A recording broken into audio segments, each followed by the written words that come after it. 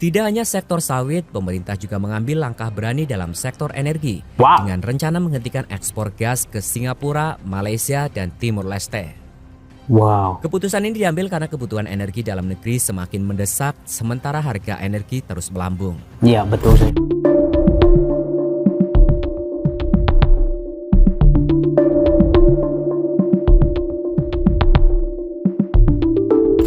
Setiap saya ke negara tertentu, mereka selalu mengatakan perlu kelapa sawit. Mesir, India, Pakistan, semua.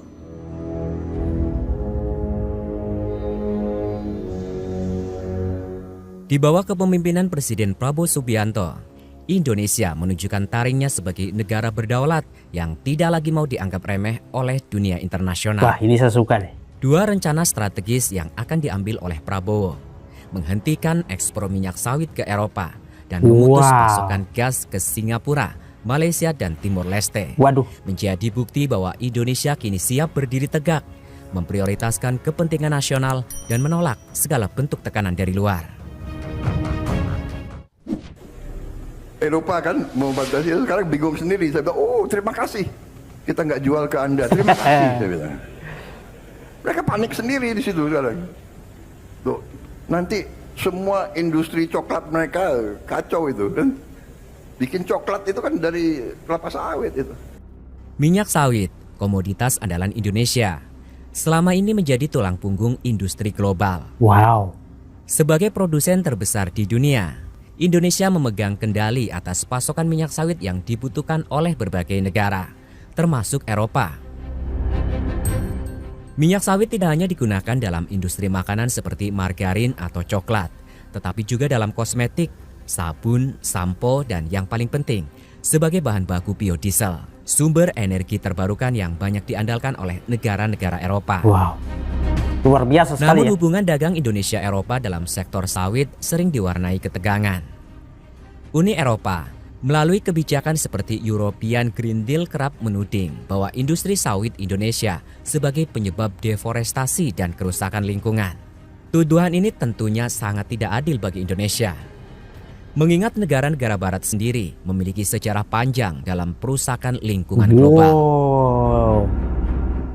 Presiden Prabowo dengan tegas dan berani memutuskan untuk menghentikan ekspor minyak sawit ke Eropa. Langkah ini bukan hanya bentuk perlawanan terhadap stigma negatif, tetapi juga bukti bahwa Indonesia memiliki daya tawar tinggi di panggung global. Jika mereka tidak menghargai dan terus memojokkan kita, maka kita akan tunjukkan bahwa dunia tidak bisa bertahan tanpa sawit Indonesia, tegas Prabowo dalam pidatonya. Luar biasa. Dampaknya pun bisa terasa. Eropa yang selama ini bergantung pada minyak sawit Indonesia untuk biodiesel dan industri lainnya, kini menghadapi ancaman krisis energi. Tanpa pasokan dari Indonesia, harga bahan baku melonjak dan risiko pemadaman listrik, terutama saat musim dingin, menjadi nyata. Industri makanan dan kosmetik Eropa juga terancam terganggu karena minyak sawit adalah bahan utama yang sulit digantikan. Teman-teman, saya sangat setuju sekali dengan langkah pemerintah yang mengambil keputusan untuk tidak lagi mengekspor kelapa sawit ke Eropa. Karena jujur kita di dalam negeri juga sebenarnya masih sangat membutuhkan sekali. Dan apa yang diputuskan oleh pemerintah di bawah kepemimpinan Presiden Prabowo Subianto itu sebuah langkah yang sebenarnya itu diteruskan dari apa yang sudah dikerjakan oleh Pak Jokowi sebelumnya, ya teman-teman.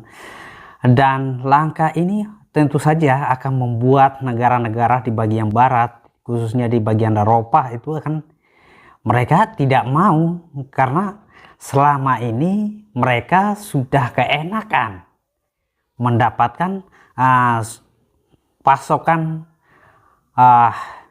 kelapa sawit ke mereka dengan mudah, dengan gampang. Tapi justru itu malah membuat lebih cenderung keuntungan untuk negara kita itu tidak terlalu banyak, ya teman-teman.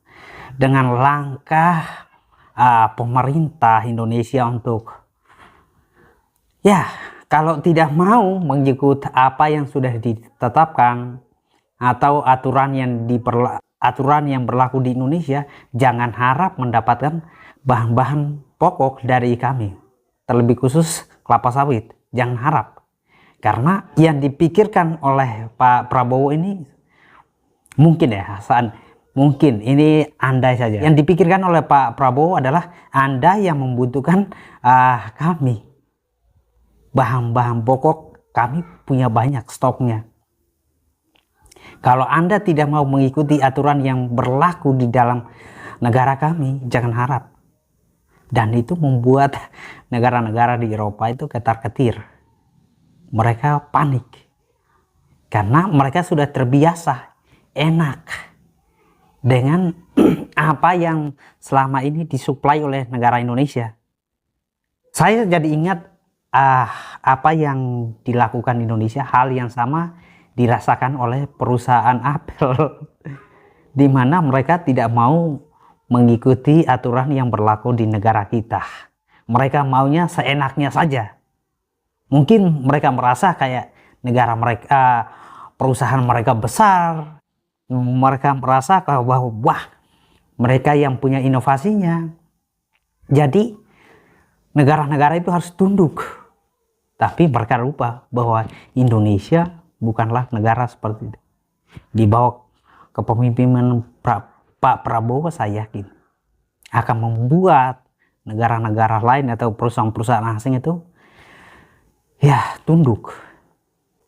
Bahkan kita lihat kan beberapa waktu yang lalu Apple mencoba untuk menaikkan nilainya, tapi masih sampai sekarang, kalau koreksi saya kalau saya salah ya, sampai sekarang itu masih ditolak karena Indonesia menilai bahwa tawaran yang diberikan oleh Apple itu belum sesuai dengan kesepakatan. Nah, saya pikir kalau hal yang sama diterapkan untuk hasil bumi lainnya, itu akan sangat luar biasa sekali. Negara-negara Eropa mereka melihat siapa sebenarnya negara kita ini. Tidak hanya sektor sawit, pemerintah juga mengambil langkah berani dalam sektor energi dengan rencana menghentikan ekspor gas ke Singapura, Malaysia, dan Timur Leste. Keputusan ini diambil karena kebutuhan energi dalam negeri semakin mendesak, sementara harga energi terus melambung. Iya, betul sih. Selama ini Indonesia terlalu baik hati mengekspor gas ke negara-negara tetangga. Sementara di dalam negeri, rakyat justru kesulitan mendapatkan energi dengan harga terjangkau. Betul sekali. Tidak masuk akal jika kita yang memiliki sumber daya harus antri mendapatkan energi. Seperti pemilik kebun yang tetap membeli sayur di pasar karena hasil panennya dijual ke orang lain. Ini sih masuk akal. Menurut Bahlil Lahadalia, Menteri Energi dan Sumber Daya Mineral, keputusan ini membuat Singapura dan Malaysia panik. Singapura yang lebih dari 50% pasokan gasnya bergantung pada Indonesia, kini harus mencari alternatif yang jauh lebih mahal. Malaysia meski merupakan produsen gas besar, juga mengandalkan pasokan dari Indonesia untuk sektor industrinya. Namun kali ini, Indonesia tidak lagi mau menjadi penjual murah.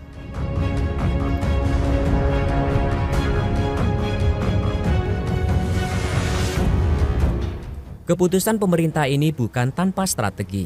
Target Indonesia dalam mencapai 71% bauran energi terbarukan dalam beberapa dekade ke depan.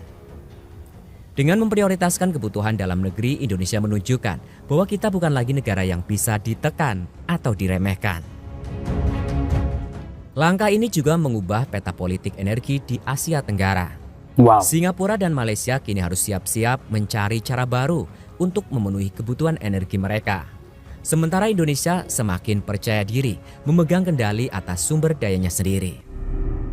Prabowo membuktikan bahwa ia adalah pemimpin yang tegas dan visioner, tidak takut mengambil resiko untuk kepentingan nasional. Jika keputusan ini benar-benar nyata, bisa berdampak tidak hanya membuat negara-negara tetangga kelabakan, tetapi juga membuat dunia internasional mulai melirik Indonesia dengan cara baru. Selama ini negara-negara maju terbiasa melihat Indonesia sebagai penyedia bahan baku murah, tanpa peduli dampaknya bagi kita. Betul Mereka juga. mengira kita akan terus menjadi lumbung energi mereka tanpa protes. Hmm, Namun skenario bisa itu juga. kini berubah. Prabowo tidak ingin Indonesia terus menjadi negara yang hanya mengekspor bahan mentah. Betul. Kita bukan sekedar negara tambang yang hanya bisa dieksploitasi. Sudah cukup kita melihat sumber daya kita diambil dengan harga murah. Betul. Lalu kita harus membeli kembali dalam bentuk produk jadi dengan harga selangit. Betul sekali.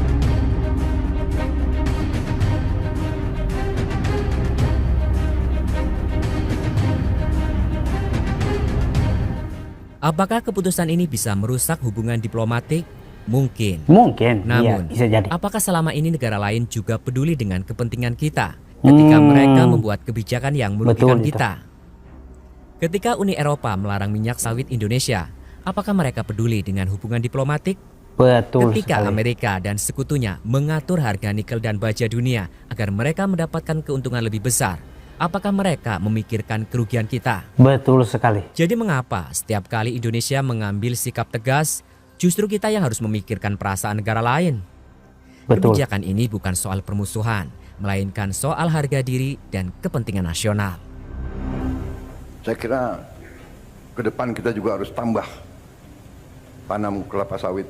Nggak usah takut. Apa itu katanya apa? Membahayakan apa itu deforestation, ya kan? Namanya kelapa sawit ya pohon, ada daunnya kan? Kok dia menyerap karbon dioksida dari mana? Kok kita dituduh, ya kan? Yang boten-boten aja itu orang-orang itu. Bahkan mereka bingung, nggak boleh apa? Eropa kan membatasi, sekarang bingung sendiri. Saya bilang, oh terima kasih, kita nggak jual ke Anda, terima kasih. Saya bilang. Mereka panik sendiri di situ sekarang. Tuh, nanti semua industri coklat mereka kacau itu kan. Bikin coklat itu kan dari kelapa sawit itu. Sebagian dari deterjen, apa itu, kosmetik. Wah, teman-teman, saya sangat suka sekali dengan ulasan yang kalau kita terus memikirkan perasaan negara lain, terus bagaimana dengan masyarakat yang ada di dalam negeri. Kalau kita terus memikirkan, kita tidak enak, kita tidak enak, takutnya nanti dimusuhi negara lain. Persetan lagi dengan itu. Selagi kita yang memegang kendali, why not? Mereka yang membutuhkan kita. Saya pikir mindset seperti ini yang harus terus ditanamkan untuk setiap generasi. Untuk melihat negara kita itu di atas, bukan lagi sebagai negara yang menyediakan, sebagai negara penyedia sajalah. Kita juga harus harga diri negara kita itu jangan direndah-rendahin lah. Saya juga tidak suka kalau negara lain melihat negara kita itu kayak negara rendahan begitu ya. Nggak apa-apa pandangan mereka, tapi kita juga jangan menjadi orang yang gampangan, negara yang gampangan yang mau dikendalikan. Saya sangat setuju lagi kalau negara-negara kayak di Eropa mereka bikin aturan atau mereka protes karena aturan-aturan yang Indonesia buat yang mempersulit mereka. Pertanyaannya, apakah selama ini mereka mendapatkan pasokan hasil bumi atau kelapa sawit dengan harga yang murah sebelum-sebelumnya itu? Apakah mereka memikirkan nasib kita? Apakah mereka memikirkan bagaimana keadaan kita selanjutnya? Saya pikir tidak. Mereka malah justru senang untuk kita tidak menyadari kelemahan kita ini. Saya pikir negara-negara besar seperti di Eropa, di Amerika, mereka justru senang kalau kita tidak menyadari akan kekuatan kita, tidak menyadari akan kemampuan kita. Nah, sekarang ditambah lagi dengan Indonesia akan menyuplai gas ke beberapa negara tetangga kita seperti Singapura, Malaysia, dan Timor Leste. Ini adalah bukti bahwa negara Indonesia serius Karena kita tahu bahwa di beberapa momentum negara-negara tetangga kita juga mereka sering kali merendahkan kita. Mereka sering kali menganggap kita ini adalah dengan sebutan IQ rendah dan juga dengan sebutan bahwa negara Indonesia itu gampang untuk itulah. Nah, dengan keputusan-keputusan seperti ini tentu saja akan membuat hubungan antar Indonesia dengan beberapa negara yang mendapatkan dampak langsung pasti tidak akan baik-baik saja. Tapi apapun itu, demi kepentingan bangsa dan negara, saya percaya bahwa kita sedang berada di track yang sama. Terlepas dari berbagai tantangan yang akan kita hadapi, saya yakin kita akan bisa melewati ini semua. Asalkan kita punya pola pikir, mindset yang sama bahwa kita tidak mau lagi menjadi negara yang hanya menjadi penyuplai bahan mentah saja. Tapi kita juga menjadi negara produsen yang bisa mengelola produk sendiri, bisa minimal setengah mentah lah, baru bisa diekspor. Kalau negara-negara lain yang tidak mau dengan apa yang Indonesia tetapkan, persetan lagi dengan itu. So, teman-teman semua, tetap dukung bangsa dan negara kita. Peace.